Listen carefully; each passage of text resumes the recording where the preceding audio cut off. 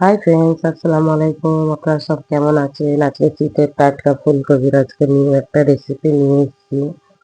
Soybean আলু ফুলকপি।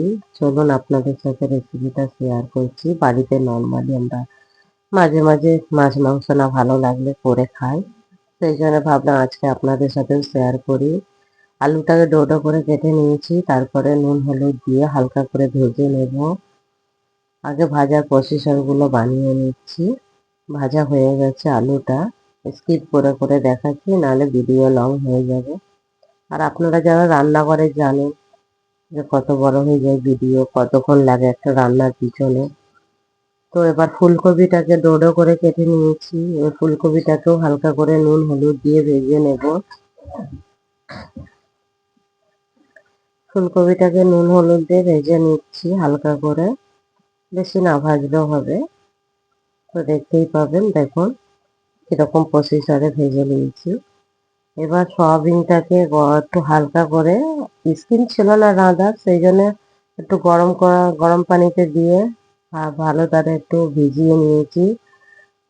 দিয়ে চলো একটু ওটাকেও হালকা তেলে একটু নেড়ে নেব, একটু কালারটা যাতে চেঞ্জ হয়ে যায়, এতে কি হয় একটু ফ্লেভারটাও ভালো হয়। একটু হালকা করে আমি নুন দিয়ে দিলাম, যাতে সয়াবিনের ভিতরেও নুনটা ঢোকে। দেখতেই পাচ্ছেন কিরকম ভাবে ভেজে দিচ্ছি। চলো এবার আমি সয়াবিন আলুটাকে কিছু ইউনিক ভাবে রেসিপি করছি, যাতে ঝোলটা আমার খুব টেস্টি লাগে। জিরে, গোলমরিচ, লং আর দুটো এলাচ গরমে ফোড়নে, আর 4 পিস কাশ্মীরি শুকনো লঙ্কা নিয়েছি, যেটা লাল হবে কিন্তু ঝাল হবে না।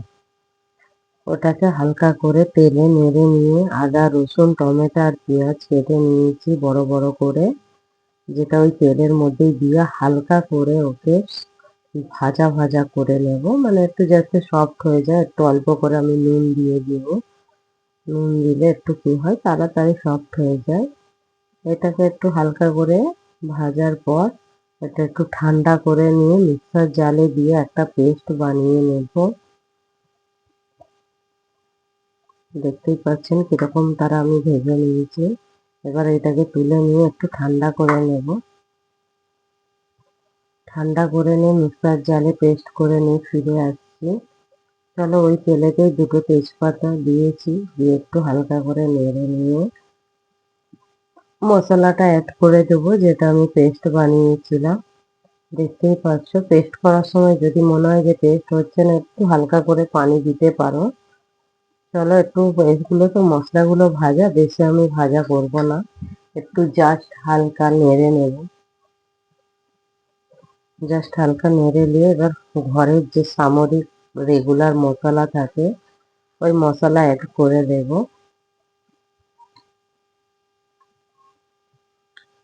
নুনটা আমি অল্প করে দেব, কেন সবেতেই নুন দেওয়া আছে, সেই হিসাবে পরিমাণ মতো নুনটা দেব।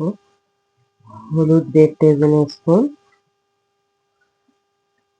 মানে 1.5 চামচ। আমার চামচটা তো কত বড় দেখতেই পাচ্ছেন, ওই হিসাবে আপনারা যেরকম মশলা খান দেবেন। আমি 2 টেবিল স্পুন মতো কাশ্মীরি লঙ্কার গুঁড়ো দিয়েছি, আর 1/2 টেবিল স্পুন মতো ধনের গুঁড়ো দিয়েছি। জিরের গুঁড়োটা পেস্ট করা নেই, পরে পেস্ট করে লাস্টের দিকে অ্যাড করবো। মনেই ছিল না জিরের গুঁড়োটা আমি বেশি বাটি না, অল্প করে করি, অল্প করে রাখি। কেন আমার ছেলেকে জিরের গুঁড়ো দিয়ে তরকারি বানিয়ে খাওয়াই, সেই জন্য আমি টাটকা করি। চলো মশলাটা কেমন কায়া কায়া ভাজা হয়ে গেছে দেখতেই পাচ্ছেন। এরপরে সয়াবিন ফ্রাইটা ওর সাথে অ্যাড করে দেব। সয়াবিন ফ্রাই অ্যাড হয়ে গেলে একটুখানি মশলাটা মাখিয়ে নিয়ে ফুলকপি আর আলু ভাজা দিয়ে দিয়ে একটু মশলার সাথে হালকা হাতে লাগবে, যাতে ফুলকপিগুলো না ভেঙে যায়। বেশি না, ওই যে 1-1.5 মিনিটের মতো মশলার সাথে নেড়ে নিয়ে এবার পানিটা আমি অ্যাড করে দেব।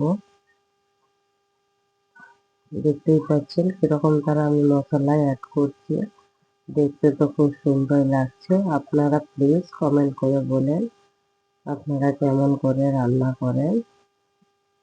আমি খাস করে ভিডিওর জন্য বানাচ্ছিলাম, আমি ঘরে যেটা বানিয়ে খাই সেইটাই আপনাদের সাথে শেয়ার করি। ভালো লাগলে প্লিজ আমার পেজটাকে ফলো করো। পরিমাণ মতো পানি দিয়ে দিয়েছি।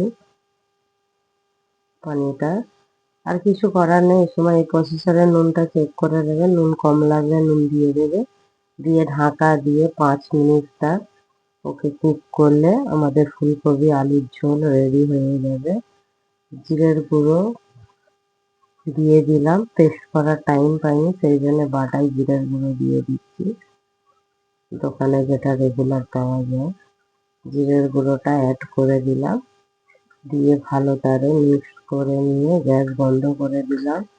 দেখতেই পাচ্ছ টেক্সচারটা কত সুন্দর হয়েছে আমাদের। প্লিজ আপনাদের ভালো লাগলে আমার ভিডিওটা লাইক শেয়ার কমেন্ট করতে ভুলবেন না। ওকে বাই, থ্যাংক ইউ, আল্লাহ হাফেজ।